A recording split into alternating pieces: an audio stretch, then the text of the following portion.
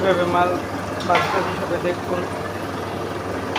আস্তে আস্তে হিট দিয়ে বানতে হবে, নাড়াচাড়া দিতে হবে, নাহলে মধ্যের বেসনটি পালকর হবে বেগুনি, নয়তো উপকৃত হবে মধ্যে বেসন কাঁচা থাকে। এই বেসনে কোনো রং চুন কিছু দেওয়া না, ডাইরেক্ট ফ্রেশ অরিজিনাল হচ্ছে যে ডাইলের বেসন আমরা নিজেরা ভাঙ্গেই নিই। মুসুরি ডাল আর অ্যাঙ্কার মিলেন না, ওই সেই বেগুনি ফ্রেশ কোনো একটা বেগুনি নাই, অরিজিনাল বেগুনি। এই দেখেন এখন মাল উঠেই ফেলাম, বেশি হয়ে গেছে হালকা, বরাবর জুড়ে গিয়ে একটু লালচে হয়ে গেছে। এইভাবে মাল উঠাইতে হবে এই কালারের, তখন মালটি ভালো থাকবে। আগের মাল উঠেছে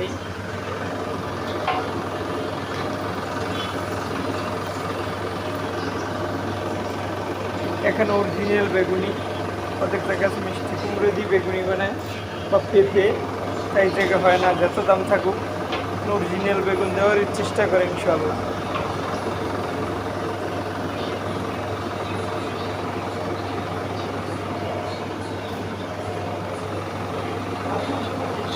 আবার রোজা খুললে খাবার খাবার ব্যবস্থা করছি। এই হচ্ছে ভাত, কালা কাপড়তে ঢাকা নেন পোকামাকড় করতে রে।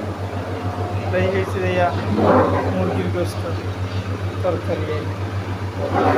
রয়েছে রোজা খোলার পর সন্ধ্যার খানার ভাত। বেগুনি ছিল আপনারা দেখেন, প্রথমে বেগুনি নিলাম,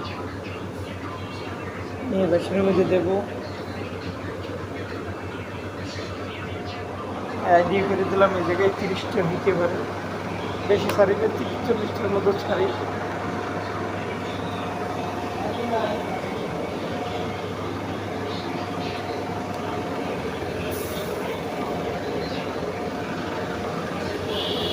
কীভাবে ছাড়বেন সেটা দেখুন ভালো করে, আজকে নিয়ে ওয়েবসাইটে দেবে।